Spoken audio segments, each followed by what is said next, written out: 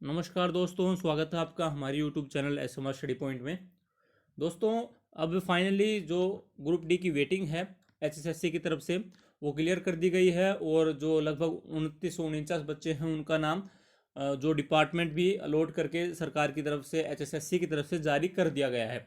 तो अब जो फाइनली अब काम रह गया है वो आपका कलर की रिजल्ट के ऊपर रह गया है। तो ऐसे में कई बच्चों के क्वेश्चन आए थे जो हमारी पिछली वीडियोस थी कि क्या सर कट ऑफ के ऊपर कोई असर पड़ने वाला है, क्योंकि लगभग 4500 के आसपास जेई की जो भर्ती है उनका जो रिजल्ट आया है और 2949 के आसपास जो बच्चे हैं ग्रुप डी के अंदर क्लियर हो गए हैं। तो क्या इस वजह से कलरक की जो फाइनल कट ऑफ है उसके ऊपर असर पड़ेगा?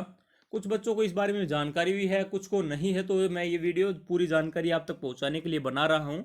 तो अगर आपने हमारे YouTube channel ASMR study point को अब तक सब्सक्राइब नहीं किया है, चैनल को सब्सक्राइब कर लें, वीडियो को लाइक और शेयर भी कर दीजिए, क्योंकि मैं आपके लिए जो भी आपके रिजल्ट्स वगैरह से जुड़ी हुई अपडेट्स हैं वो तो पहुंचाता हूं, साथ में ही जो आपके लिए इस तरह की जो आपके एग्ज़ाम्स के रिजल्ट से रिलेटेड जो इन्फॉर्मेशन है वो भी आप तक प्रोवाइड करने की कोशिश करता हूं। तो दोस्तों, शुरू करते हैं वीडियो को।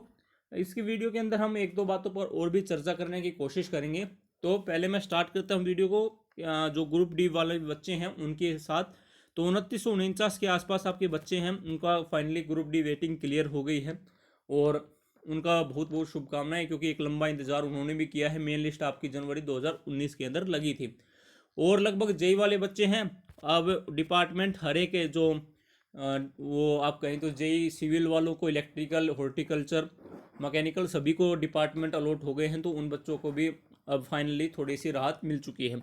तो एक तो ग्रुप डी आपकी जो भर्ती है वो क्लियर हो चुकी है और जेई वाली भर्ती है वो क्लियर हो गई है।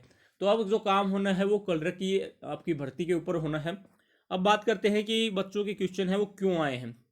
क्योंकि आपकी जो डीवी हुई थी कलर की वो हुई थी जनवरी के अंदर, और इसी वजह से जब जनवरी के अंदर ऐसा हो सकता है कि कुछ बच्चे जिनको सोशल इकोनॉमी का जो क्राइटेरिया हरियाणा के अंदर चलता है, आपके 5 to 10 मार्क्स जो मिलते हैं नौकरी न होने के या फादरलेस होने के, विडो वगैरह होने की, इस तरह से, तो उस कारण से कट ऑफ के ऊपर असर पड़ सकता है, ऐसा बच्चे पूछते हैं।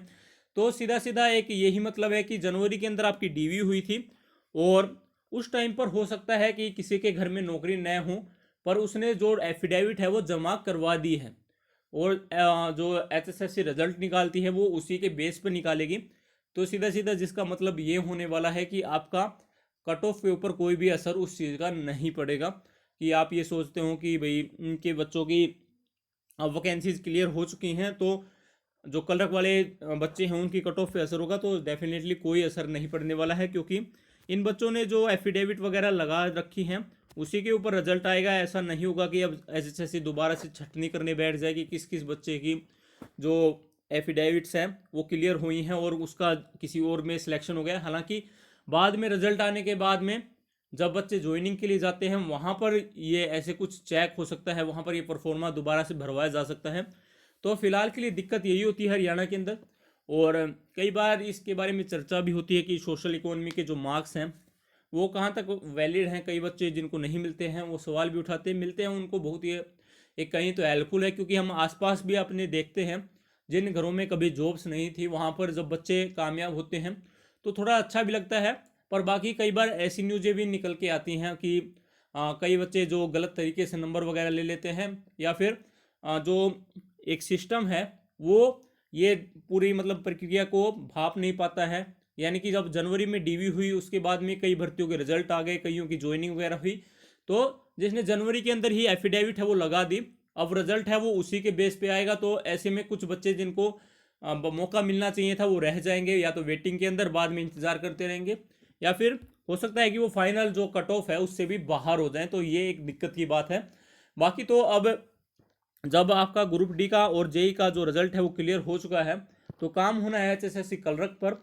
और जैसा कि मैंने आपको सुबह बताया था कि एक दो अटकलें जिस तरह की लगी कि 3 से 4 महीने का टाइम लग सकता है रिजल्ट आने में, तो उसका यही कारण है कि या तो आपका जो डिपार्टमेंट चॉइस है, प्रेफरेंस है, वो पहले भरवा ले एचएसएससी, या फिर आपसे कुछ और एफिडेविट वगैरह मांग ले, ऐसा कुछ हो सकता है। और नहीं तो 3 से 4 महीने का समय लगने का मेरे हिसाब से कोई औचित्य लग नहीं रहा है अभी। जिस तरह से जल्दी जल्दी रिजल्ट आ रहे हैं, जल्दी जल्दी काम हो रहा है, और कोई और नया एग्ज़ाम लेना भी नहीं है अभी। तो आपको भी पता है कि जिस तरह के हालात हैं, तो उम्मीद करते हैं कि रिजल्ट है आपका जल्दी से जल्दी जारी हो, बच्चों का इंतज़ार खत्म हो। मिलता हूँ मैं आपसे नेक्स्ट अपडेट्स के साथ, तब तक के लिए टेक केयर। जय हिंद, जय भारत।